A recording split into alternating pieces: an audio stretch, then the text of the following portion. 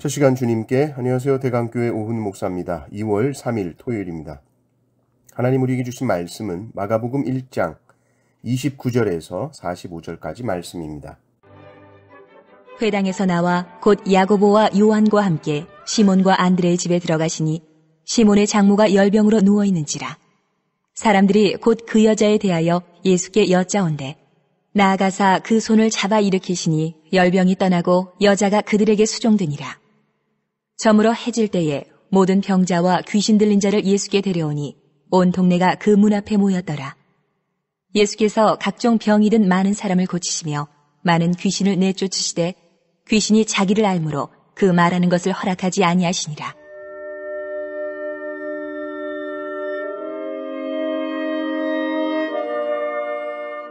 새벽 아직도 밝기 전에 예수께서 일어나 나가 한적한 곳으로 가사 거기서 기도하시더니 시몬과 및 그와 함께 있는 자들이 예수의 뒤를 따라가 만나서 이르되 모든 사람이 주를 찾나이다. 이르시되 우리가 다른 가까운 마을들로 가자. 거기서도 전도하리니 내가 이를 위하여 왔노라. 하시고 이에 온 갈릴리에 다니시며 그들의 여러 회당에서 전도하시고 또 귀신들을 내쫓으시더라. 한 나병 환자가 예수께 와서 꿇어 엎드려 간구하여 이르되 원하시면 저를 깨끗하게 하실 수 있나이다. 예수께서 불쌍히 여기사 손을 내밀어 그에게 대시며 이르시되 내가 원하노니 깨끗함을 받으라. 하시니 곧 나병이 그 사람에게서 떠나가고 깨끗하여진지라. 곧 보내시며 엄히 경고하사 이르시되 삼가 아무에게 아무 말도 하지 말고 가서 내 몸을 제사장에게 보이고 내가 깨끗하게 되었으니 모세가 명한 것을 들여 그들에게 입증하라 하셨더라. 그러나 그 사람이 나가서 이 일을 많이 전파하여 널리 퍼지게 하니 그러므로 예수께서 다시는 드러나게 동네에 들어가지 못하시고 오직 바깥 한적한 곳에 계셨으나 사방에서 사람들이 그에게로 나아오더라. 아멘. 우리가 하나님을 알아갈 때에 우리의 이성으로 하나님을 알 수 없죠. 우리가 생각하기에 하나님은 이런 분이실 거야. 그런 식으로 하나님을 알 수 없습니다. 우리는 하나님께서 행하신 일을 보고 하나님께서 이 땅 가운데 베풀어 주신 일들을 보며 하나님이 어떤 분이신지를 알아갑니다. 그것이 성경에 기록되어 있는 것이죠. 우리가 예수님을 아는 것도 우리 생각에 예수님은 이래야 돼, 예수님은 이런 분이야, 그런 게 아니라 예수님께서 하신 일을 보고 예수님을 압니다. 오늘 말씀을 보면 예수님께서 무엇을 하시는지 알 수 있죠. 고치시고 기도하시고 전도하십니다. 예수님께서 회당에서 나오시고 이제 시몬과 안드레 집에 들어가시는 모습이 나옵니다. 집에는 시몬의 장모님이 열병으로 누워 계셨죠. 사람들은 예수님께 그 소식을 전했고 예수님께서는 방에 들어가셔서 그녀의 손을 잡아 일으키십니다. 그러자 즉시 시몬의 장모님의 열병이 회복됩니다. 구약에서 손을 잡아 일으키시는 이 행위는 영적으로 무너진 이스라엘 백성의 회복됨을 보여주는 것이죠. 이 회복의 역사가 퍼져가는데 해질 때까지 수많은 병든 사람들, 귀신 들린 사람들이 예수님께 나옵니다. 심지어 온 동네가 그 문 앞에 모였더라 이렇게 말합니다. 온 동네가 예수님의 회복의 역사를 소망하며 그 집 문 앞에 모인 것입니다. 예수님은 회복하시는 분이시오. 예수님께 믿음으로 나오는 자는 반드시 회복을 경험하게 됩니다. 35절 보면 주님은 또 기도하시죠.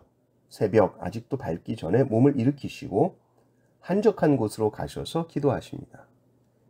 예수님의 사역에 힘이 공급되는 시간이 바로 이 시간입니다. 수많은 군중이 집 앞에 모여드는 모습, 그러나 한적한 곳에 또한 홀로 계시는 모습이 아주 대조적이죠.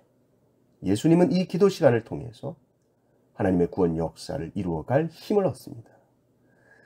제자들이 아침에 눈을 뜨지요. 아마도 아침부터 몰려온 군중 때문에 일어나지 않았을까 생각합니다. 예수님을 찾는데 기도하러 가시고 안 계신 것이죠. 아침부터 예수님을 찾습니다. 또 찾습니다. 그리고 찾고는 주님, 모든 사람들이 주님 찾고 있습니다.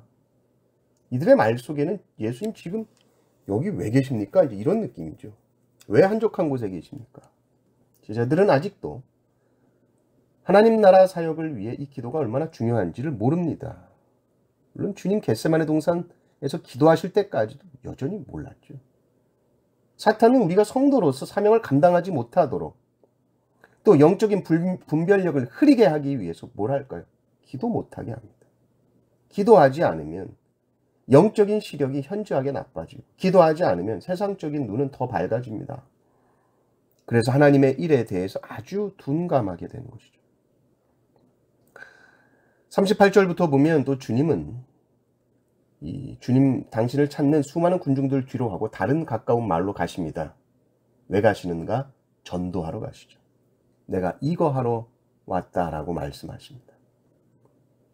하나님의 사역, 그것이 목적이 되어야 하는데 우리는 하나님의 사역을 하다가 나에게 이목이 집중되고 내가 유명해지고 사람들이 나를 찾기 시작하면 우리는 하나님 사역 그 자체가 목적이 아니라 내 영광이 목적이 될 수 있습니다. 그게 주님은 다른 마을로 전도하러 가십니다. 주님은 그 일을 계속 하셔야 되기 때문이죠. 주님께서 전도하러 가자 하실 때 물론 그 전도라는 것은 치유, 고치시는 모든 것들이 다 전도 사역이죠. 죄로 인해서 사탄의 권세 아래 있는 자들을 해방시키고 자유케 하는 이 회복, 이 일을 하시는 것이 전도입니다. 삶의 회복이 일어나는 것이죠. 전도입니다. 그러니까 전도라고 했을 때 이건 어떤 교리만을 전하는 것이 아니라 그들의 실제 삶 속에서 변화를 일으키고 회복하는 것까지가 다 전도죠. 예수님께서 제자들에게 사람 낚는 어부가 되게 하리라 약속하셨습니다. 사람 낚는 어부는 이렇게 사람을 회복시키는 것입니다. 삶의 목적을 모르는 자들을 회복시키고 이리저리 휩쓸려 다니며 진리가 무엇인지 모르는 사람들이 예수님을 만나고 삶이 회복되고 온전하게 되는 것들을 이 일을 주님과 같이 하는 것입니다. 우리도 우리 주위의 사람들을 우리가 어떻게 회복할까? 우리가 어떻게 이들에게 복음을 전할까? 했을 때 먼저 이 일을 감당하기 위해서 우리의 기도의 골방이 필요합니다.